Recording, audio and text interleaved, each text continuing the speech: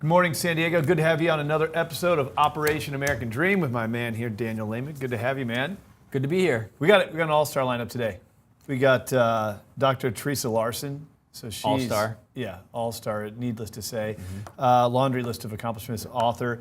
Craig Candelore, who runs a charity, and he runs Men's Legal Center downtown, right? Yep. Chuck Camarato and Ryan Stein. So we got all vets, all people that have served in the military that have basically got out of their service and now are doing amazing things for our community. It's going to be a great show. You know these people. I know them well. All I right. see them around. Man, a few words. All right, let's just get the show started. Let's Start do these it. interviews. All right, Operation American Dream coming at you right now.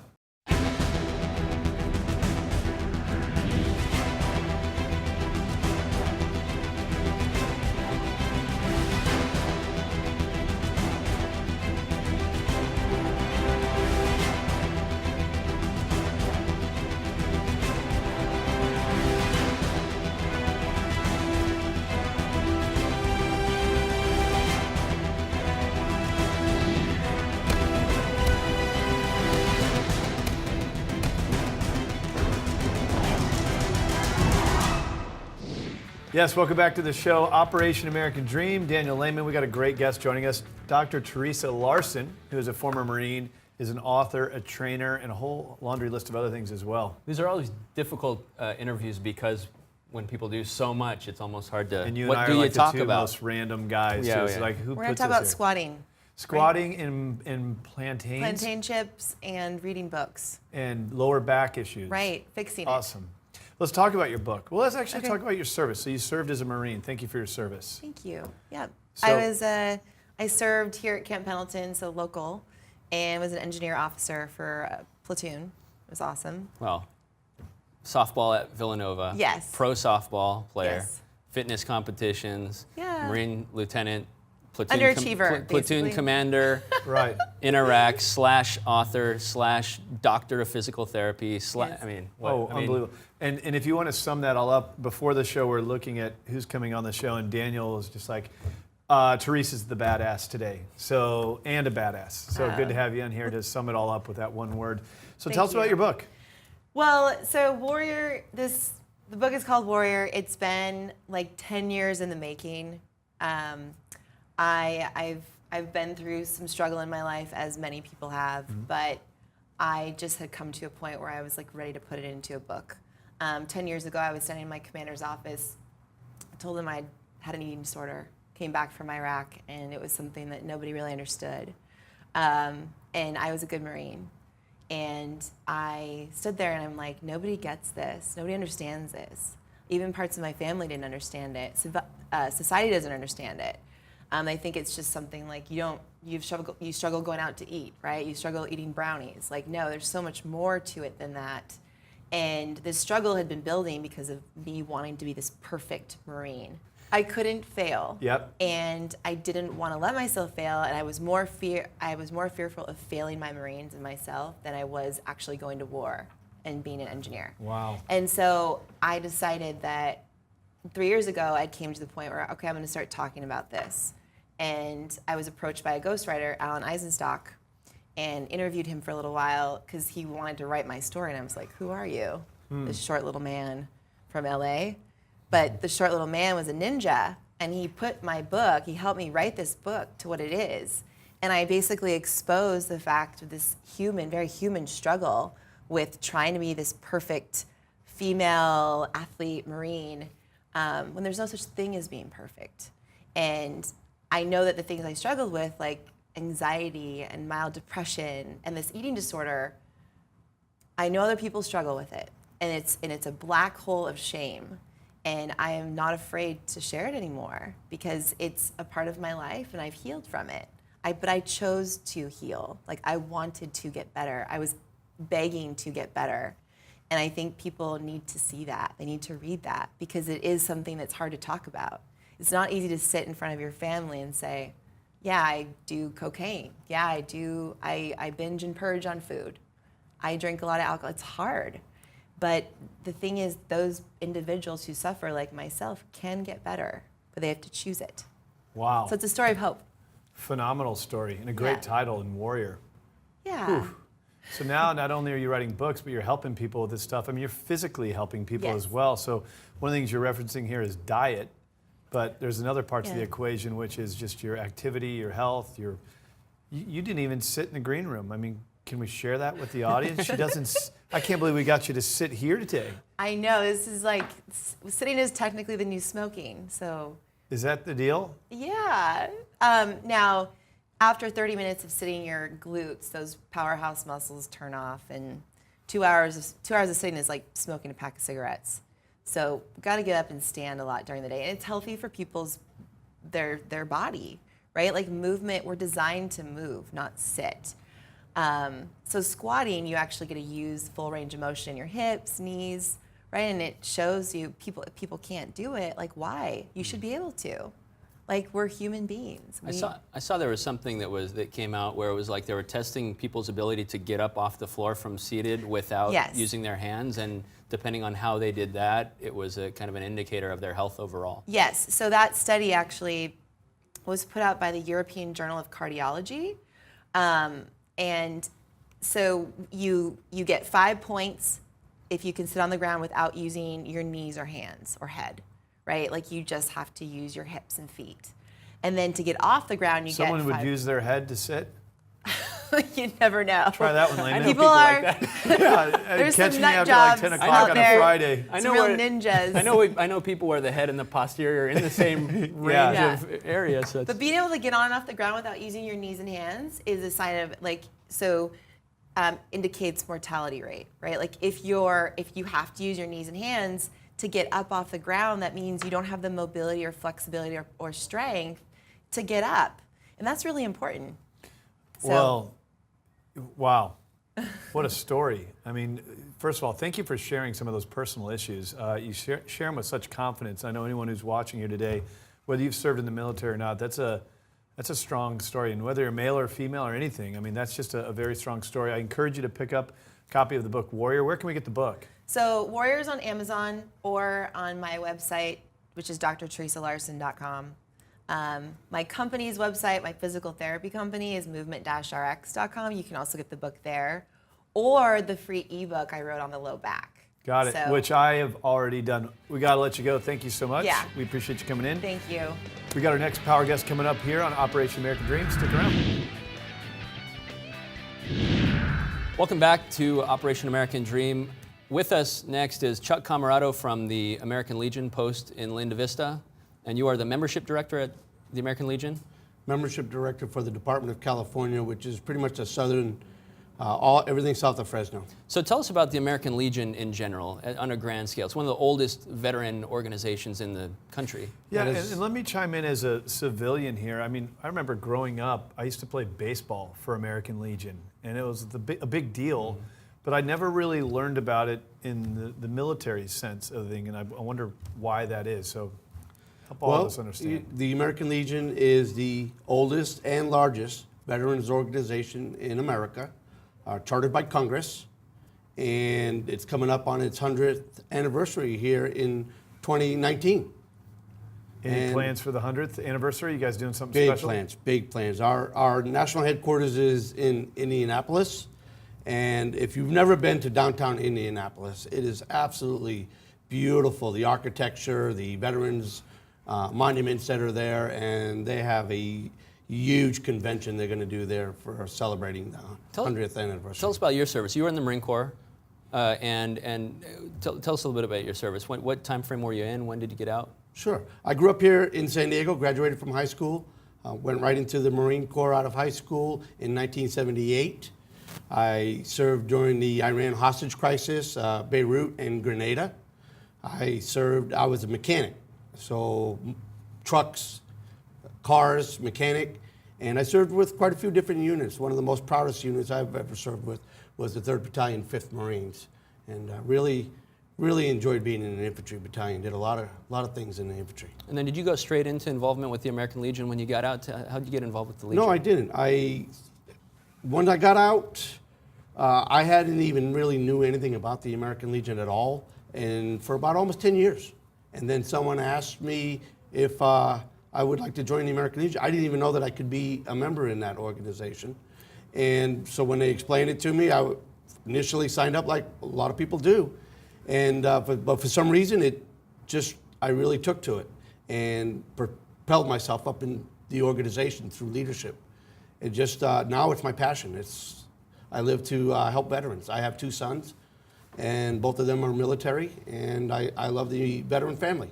So let me ask you a question, Chuck, and this is just because I've never learned, but what specifically does the American Legion do for veterans? You know, I get asked that question a lot, especially when you ask a veteran if they would like to become a member and join. One of the first questions, and naturally, would be, well, what does the organization do, and what would it do for me? And I always like to throw out our best foot forward when I respond to that question from a veteran, is I asked them, do they know that it was the American Legion that authored the GI Bill? Wow. The American Legion wrote it. And the original GI Bill, passed in June 1944, signed by Roosevelt, was actually wrote by the American Legion. We wrote it, and we took it to Congress and said, this is what veterans need. And since that time, so many veterans have gone on to a much better life between college, home loans, business loans, the VA healthcare system. So many platforms were created out of that original GI Bill. American Legion is really the premier organization that works with Congress on veterans initiatives. Is that correct? Oh, absolutely. You know, the GI Bill is probably one of the greatest pieces of legislation ever wrote for veterans. So in Linda Vista also, you have some events coming up as well. Yes, absolutely. The Linda Vista community is a very unique veterans community. It was created out of World War II. And what happened was once we declared war, we had to ramp up our factories to produce war materials. Like San Diego has airplane factories, the shipbuilding yards. And it was like overnight an influx of defense workers that completely swamped the city. They weren't ready for it. So what the War Department did is they built communities like Linda Vista, 3,000 homes in 300 days to support the defense industry. It boasts the very first ever in America indoor mall that was actually dedicated by Eleanor Roosevelt. And on June 4th, the American Legion Post picked up one of their caveat events that they're going to have. And on June 4th, we're going to have a military vehicle historical society come in and put on displays. And these are really cool things. They bring their trucks and their Jeeps and things like that, and they set them up in actual combat displays. And they let the kids interact with them. The kids can sit in the Jeeps. They have a lot of history that they provide with this. And it's really, really cool. We're combining it with a concert with Navy Band Southwest is going to play for us. We have a Andrews Sisters tribute act called Penny a Kiss that's coming in and it's going to play. That ought to be really awesome. Well, next interview we do with you, Chuck, we'll come out there. How about that? Well, you know what? Come on and join our Veterans Volunteer Force with Us for Warriors. They're supplying all the labor for just about a lot of things out here, and they will be attending this event also. Awesome, man. Well, thank you for coming on Operation American Dream. So we got a couple more power guests coming up. Daniel, we got Ryan Street. I believe we're going to dive into the real estate market, which is your specialty as a VA lender. Craig Candelore. Craig, yeah, we got more behind that. So stick around. More Operation American Dream coming at you here in just a minute. All right, Daniel Lehman, we've got another powerful guest here. We've had him on the American Dream before. It makes more sense to have you on Operation American Dream. Craig Candelore, you got a laundry list of accomplishments. Let me name off a couple here. You're the director of Honoring Our Troops. That is a charity, correct? And you're also the founder of the Men's Legal Center, which everybody knows of. You're driving downtown at 10th? 10th and C. 10th and C, right. So if you're driving into a ball game, it's right there on the right. I mean, it's an iconic spot. Good to have you on the show. Thank you for having me. So, you served. Thank you for your service. Would you like to talk about that for a moment? Well, I had a fantastic years of service. The last time I served was for Iraqi freedom. Served 2004, 2006. I had basically a terrific assignment. I was in charge of police development. My portfolio was, again, the standard police, the highway patrol, and the facilities protection. So it was helping the Iraqis stand up. So when you say head of the police, so you're training Iraqi police. Yes. How was that? It's a different culture, different mindset. They're tribal. They have a lot of problems in the sense that they don't see the world the way Americans see the world. Iraq is a tribal society. There's about 150 tribes, and so their loyalty is to the sheikh, the local sheikh, not to the national entity. Let's leave it at that. So that has problems, isn't it? Yeah, it really is. And I could keep Because, you you know, entertained. I mean, but when we're still obviously in a war on terror, and you still hear from our leadership that the way to win is to, you know, get them to stand on their own 2 feet to fight for themselves. It just seems like it's a very challenging process that we still have to battle with today. We were talking in the green room. It's funny because you were talking about looking back and realizing that a lot of the problems are the same things that you were discussing when you were dealing with the same issues. Same issues. I read the paper, and it's a little bit of a twinge of regret and chuckling because I said, oh, I saw that problem. I'll tell you the problems. I can tell you the issues and the problems. And one of the things is you're fighting ideas, and bullets do not stop ideas. Let me tell you, there's a fundamental problem. There's also a problem of groupthink. And again, a lot of times we don't promote people that are thinking outside the box. You know, we promoted people lockstep, and that's good and bad. So you retired and you decided to continue to serve the military and the veteran community with honoring our troops. I do, and I'm very proud of it. I came back with all my fingers and toes, had a few, choice moments over there, and I'm just blessed that I'm in one piece. Some people are not as fortunate. And as I say, people with problems, you go to building 26, people are walking on, steel legs and have tweezers for hands.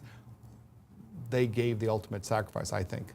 Sometimes, they're going to live in that condition for years. So how do you serve them? What are the 4 main kind of core things? We discussed 4 main things that honoring our troops do. Well, what we did, right now we have 4 main programs. We have, before you exit, we have let's say a long-term psychological testing so that you can figure out your career. What I've seen is a lot of veterans get out and they're kind of lost. This will help them focus in on what their life goal or life mission should be. It's called Compass. You can go to our website and actually take it for free. It's excellent. We have a mentorship so that if you know what field you want to get into, you can do informational interviews. You don't know that you don't know, but if you go to somebody in that field, he'll guide you. Even a half hour, an hour will save you years of frustration. When you get out, we've seen a lot of endemic problems, and basically repeat. So we offer a seminar program on what I call generic problems, and then we have specialized. We have a veteran legal clinic with volunteer lawyers that actually assist with specific problems.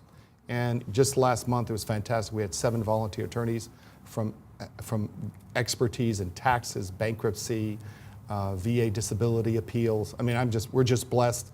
A lot of intelligence, and these people have like 30 years of experience. I mean, you're taking people that are the cream of the cream. And what I think is fascinating about that, and really that speaks to what this show is all about, the people that you see on the show, they've served, they've done so much protecting our freedoms, but as you guys get out into the workforce, very entrepreneurial. I mean, you founded Men's Legal Center, which is obviously iconic here in San Diego. Guys like Daniel run a very successful mortgage company here in San Diego as well, helping people to buy homes that have served. And I just want to encourage our audience to reach out through OperationAD.com if you want to connect on any of these issues. Can you share an example of a success story that you've had just through the honoring our troops? Well, we have people, remember, there's different types of problems, but we help people file successful VA disability claims. I know it sounds like, well, it should be obvious. Well, listen, nothing's obvious. Nothing's obvious with the VA sometimes. Exactly, and so a lot of times they get rejected, and we help them file what they call notice of disagreement. And we have quality attorneys. Remember the people that actually wrote the appeal, they wrote the appeals. So we're on top of that. Family law. A lot of times people get, they have family law issues. They don't know how to modify support orders. They fall in arrearage. Just a whole slew, or discharge upgrades. That is a whole cottage industry too. How do you get them, discharge upgrade? Because a lot of times, you know how it is. They had a disagreement with their first sergeant, they had a disagreement with their CO, and sometimes they're really tarred and feathered when they shouldn't be. They served honorably, they had one spat with the first sergeant, and then, they're... And a lot of times that can be a big difference in terms of benefits. Absolutely, huge difference. And they're basically branded for life, and it's not fair. That's how you've seen in the community as well, if you don't have an honorable discharge. Absolutely, we're a veteran community. It goes a long way. What was your discharge? And people right away label you. If you had a bad discharge, guess what? You're not getting that job. I'll go to somebody who has a good discharge. It's common sense. Interesting. Craig, thank you for coming on Operation American Dream. Appreciate you being here, and we're certainly going to have you on again. Coming up next, we're going to get into what I actually do, which is consumer advocacy. We're going to dive into the real estate market. You hear us talk a lot about it throughout the week on American Dream. What about those who have served? You have some of the best opportunities that exist. You can buy a house with no money down. That's why we got guys like Daniel Lehman to help me. And we're bringing in Ryan Street, big hitter. What market's he out of? Escondido, in North County Inland. Yeah, the crappy part of San Diego, North County, right? It's a great area of San Diego. So we're going to show you how you can potentially buy a house, no money down, if you've served. And even if you haven't, great opportunities for you as well. Coming back on Operation American Dream in just a moment. All right, welcome back to the show. As you know, throughout the week on The American Dream, I'm positioned as a consumer advocate. That's really just helping with finance, real estate, mortgage. One of the things with our show, Operation American Dream, is if you served in the military, there's actually some great opportunities for you. And today we're going to focus on the real estate market and opportunities that exist for you. Daniel, you could speak to this. I mean, you can help people buy a house with no money down, right? The VA loan is the best loan in the history of loans, especially if you have service-connected disability. What can you say about it? I mean, No money down. No mortgage insurance, no mortgage low insurance, rate, so. no money down, and they're even looking at potentially removing the loan limit, so there's no money down up to way higher than there is now. So what you got to do if you're looking into it is you got to get pre-approved, see what you can qualify for, see what's comfortable. Interestingly enough, this is what Daniel does when he's not hosting shows, you big star. If I could give some advice, what I would do is I would definitely plan early and plan often. So whether you're buying a year from now, 2 years from now, or 2 months from now, you should always get the plan done first. Compare renting versus owning. I mean, because you can buy a house now for the equivalent of what you're paying in rent. But let's invite in Ryan Street with the Camarato team out of North County. Ryan, you also served in the military, but Daniel helps people get the financing in place. Once that happens, you help them obviously locate the dream home, right? Absolutely. Complete the transaction, get them moved in, get them settled, identify the neighborhood amenities in which you're looking for, and knock it out of the park for them. You bought some property when you were still in the Marine Corps. 2. And you sold some property while you were still in the Marine Corps. I did. Yeah. When you bought them, you said 2. Did you buy one, sell, then buy another? Or is it 2, 1 investment property? How did you go about it? I bought one, a primary residence. The market did what it did in 2009, 2010. I saw an opportunity to double down, and I did. Made quite a bit of money when I sold it last fall. And now I'm back in my primary residence and getting ready to flip that. And you're taking that expertise and you're bringing it to clients. Absolutely. And so you work mostly the North County Inland market. North County Inland, southern Riverside County. I go as far north as Menifee, as far south as probably Poway, maybe Rancho Bernardo is about as far, and then I'll go all the way to the coast. And so you're with Camarato team. Do you work mostly with buyers? Is that the? Just by the luck of the draw, I predominantly wind up with more listings than buyers. I'm a powerhouse in terms of holding open houses. That's where I generate most of my buyer leads. Additionally, I have a number of referral clients that have been pleased with my production or my performance for them, and they're kind enough to pass on. How's the market clients. up there? Because we've heard through San Diego, we've heard low inventory, right? So you put your house on the market, you're going to get a lot of offers. It is a seller's market. What is it, like a 1 month inventory now? 2.1 months of inventory. So if we continue the You pace, can tell he served in the military, right? 2.1, just to Not make one. sure. right. So if we continue at the pace that we're currently at closing properties, actually closed sales, we will run out of homes to sell in 2.1 months, countywide. That's countywide, not just North County. So unless How does North County Inland fit into that? Is that the same similar thing that you're seeing up there? Absolutely. The closer you get to the coast, everybody wants to be there. Yeah. The price point generally disqualifies a number of first-time home buyers, specific to what Danny was speaking about in terms of borrowing limits. Unless you got a ton of cash to put down, you're probably not going to get in Carlsbad or Encinitas. But if you're willing to go east a little bit, the county only has one place to grow, and that's northeast. Do your due diligence, and there's a number of proposed neighborhoods that are going to be built in the next 5 to 7 years. I've seen signs go up just about every week. Shopping center here, mini storage there. The population density here is just driving everybody northeast. And What I think is really interesting about the market is we just described why it's a seller's market. 2.1 month supply, which a normal balanced market is 6 months, right? Fair enough to Yes. say. But a lot of times you'll hear a realtor say, "Oh, it's a great time to buy and it's a great time to sell." It's like, okay, it always is, right? Well, that's why we bring guys like Ryan on, who's an all-star. Or a powerhouse, as I heard say a moment ago, the powerhouse open houses. But it really is when you're selling something. The price is important. You want to get the highest dollar amount, so getting a lot of offers is good. But when you're buying something, it's the cost. And so that's where, Daniel, you can really speak to low interest rates, no money down. So explain the financing opportunities. But real quick, even if you haven't served in the military, remember, I haven't either. There's also opportunities for you, 3% down with Fannie and Freddie. 3%. FHA, and then they got unique programs. There's down payment assistance now, so don't feel excluded from the conversation, but go ahead. The important thing is, again, to just lay out what your plan is and then apply those tools. But you were mentioning the interest rate market. As the economy has uncertainty, that really affects the stock market. Stock market goes down, bond market goes up. Bond market goes up, rates come really far down. And it's really insightful what Craig was saying in terms of the buyer, the cost is much more important than the price, because a $500,000 purchase price at 5% is different than a $500,000 purchase price at 3%. Yep. So now's a unique situation because you can, if you were to wait and your cost is going to go up, probably because interest rates are more likely to rise than they are to fall in the short term. What do you think happens when rates do rise?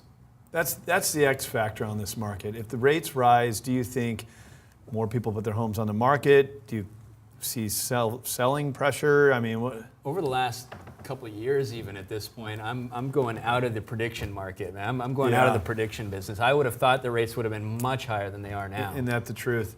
Ryan, let's put you on the hot seat. Sure. We've already got through the first half of the year. Seems to be doing well. We've been on a nice run. Do you think we're going to continue a nice upward trend, or what do you think out of the market? Yeah, I think the rest of the year, I think you can count on 2, maybe 4%. See, he has no problem. You heard it making here predictions. first. You heard it here first. That's where I set crystal myself ball. apart. I'm not a sunshine and rainbows guy. I'm not going to walk in your house, sit on your kitchen table, and tell you I'm going to get $600,000 for your home when the comps around you are 5.25.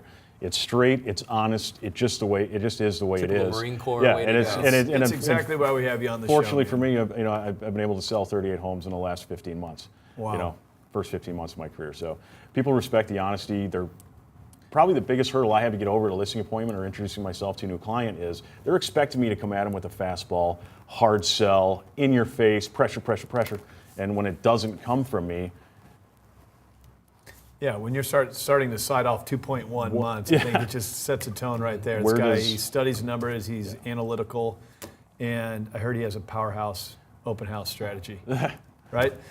Ryan, thanks for coming on the show, man. We appreciate you contributing to the program where we're trying to help our vets. But even if you haven't served in the military, I'm sure a lot of the homes that you help people sell are not people that have served. But we do appreciate your service and giving us some good information here today. Well, thanks for having me today. Blaming you too. Good stuff on the finance. I'm here for something. You know, a moment ago you called him Craig. You did. Oh, I did? Yeah, I noticed. I was wondering if we should call him out. We did not. We're not going to edit that, right? Okay. Yeah, we screwed up. Yeah, we're going to let you burn. Craig's going to call me on that. We're going to edit the earlier part of the show. Got it. All right, well, we got to stick around. Ryan, thanks for coming on, helping us with our real estate recon, and we'll be back here to close out the show in just a moment. All right, well, hope you enjoyed today's show. This is third now, Operation American Dream? What a lineup, man. We keep getting better. How are we going to top it next week? I don't know how we're going to continue to top these guests, but man, Theresa Larson, fantastic. Craig Candelore, great advice. Always got a great. I already signed up for her newsletter. Her lower back. Yeah, I want to get out of this chair, right? Yeah, standing is smoking apparently now. Apparently, by sitting in this seat for 30 minutes on the show is the equivalent of smoking a pack of cigarettes. Now I got that to contend with. Yeah, really. All right, well. Great way to go into the weekend. Thank you so much for those of you who served. You protect our freedoms. We really do appreciate you. And you're going to be able to catch us every Friday at 10:30 a.m. But don't forget, we're also on social media and online, operationad.com. Check us out there and have a great weekend. We'll see you next week.